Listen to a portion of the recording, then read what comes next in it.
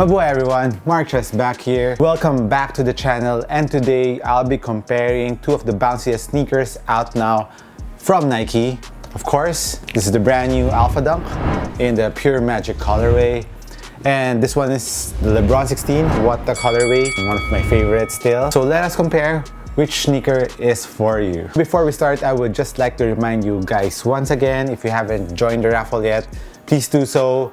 It's on the other video. It's a comparison between the why nots. I'm not sure, but it's still ongoing. Check that video out. I'll put the link up here so you can join the raffle. And if you haven't subscribed yet, please do so here in YouTube and of course in Instagram and Twitter or in Facebook. That being said, let's go to the comparison.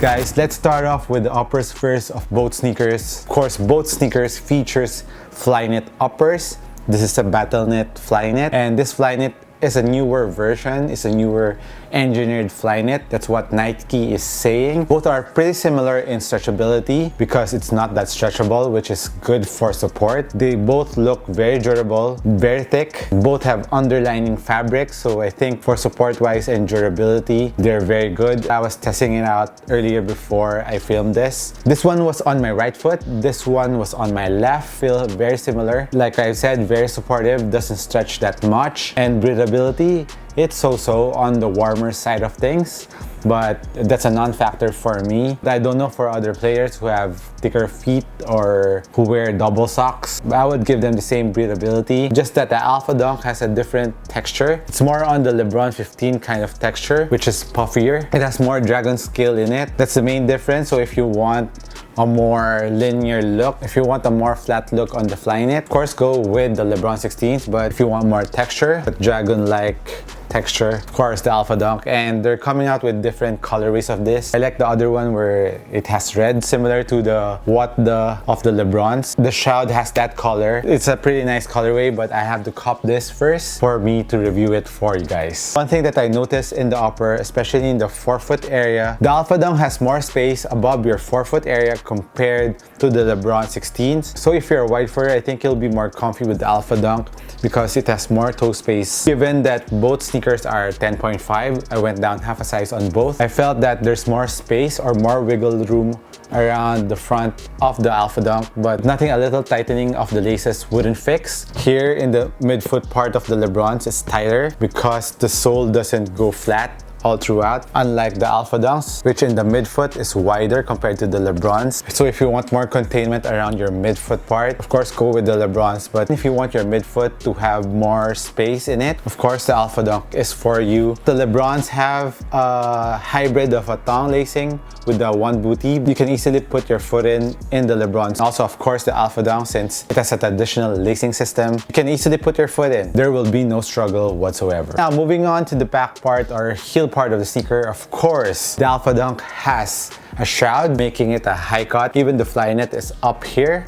So this is a high cut, while the LeBrons looks like a mid, but technically it's a low. So if you're more into high cut sneakers, of course, go with the ALPHADUNKs. And if you want a low sneaker, of course, LeBron 16s. In terms of Achilles support, very nice Achilles pillows. Heel containment, heel lockdown, no heel slippage. The ALPHADUNK has more layers in it, so slight advantage on the ALPHADUNK for ankle support, heel containment, and heel lockdown. But as for the internal heel TPU plate, the LeBron has a harder TPU plate compared to the ALPHADUNK, which just have a shroud. Don't think there's a plastic.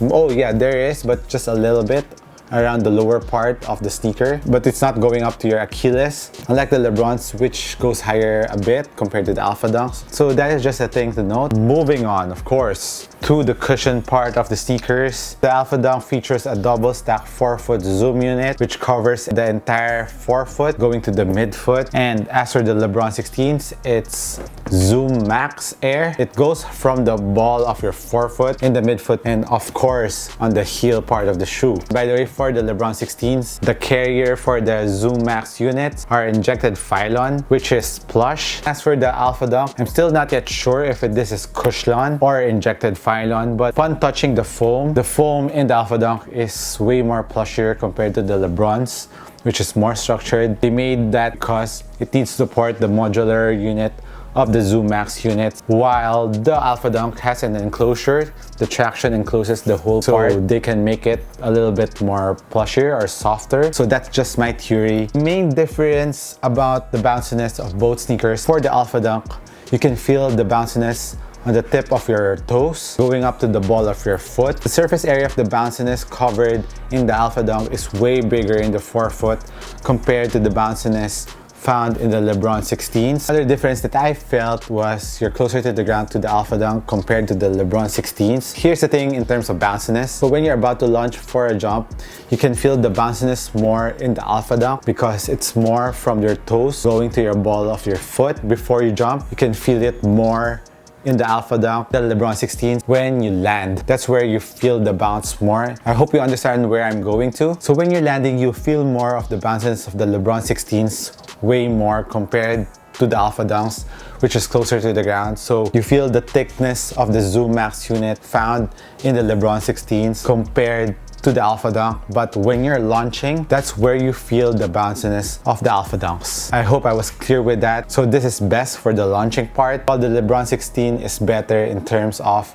the landing part. That is in the forefoot area cushion. Well, of course, for the heel part cushioning, for the ALPHADUNK, it just have the foam. It doesn't have Zoom Air or Zoom Max unit at the heel part of the ALPHADUNK, while the LeBron 16 still has a Zoom Max unit in the heel. So both are very good impact protection. But if you want more bounce in the heel part, of course, the LeBron 16 is the winner. In terms of impact protection, both are amazing. There are some athletes who like bounciness at the heel part of the shoe. Especially if you're a heel striker, you would love the bounciness in the heel. Traction on both sneakers are amazing. You stop on the dime on both of them, but there's a little bit more squeak on the ALPHADUNK if you're into that. The LeBron doesn't squeak that much. They really stop on the dime, and dust pickup on both sneakers are very, very good. I have two LeBrons and both doesn't squeak. It doesn't attract that much dust. So as for traction, I would give it tie, and I really love both traction. They are amazing. They're very impressive. So that's a tie for the traction. So as for sizing, I went down half a size like I mentioned earlier, half a size for both sneakers since it's Battlenet and Flyknit. They fit me very well. And remember the detail that I mentioned earlier, that if you're a wide footer, there's more space in the toe area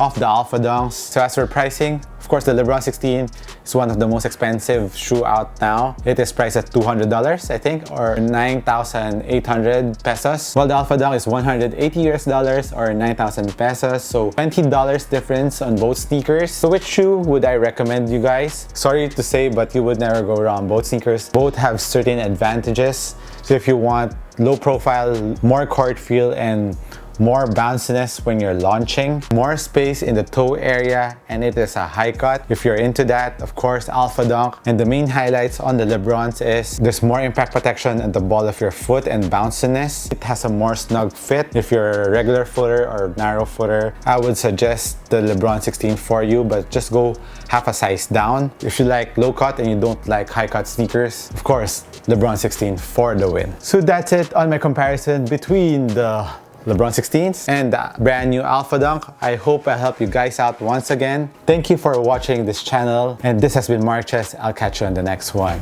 Cheers.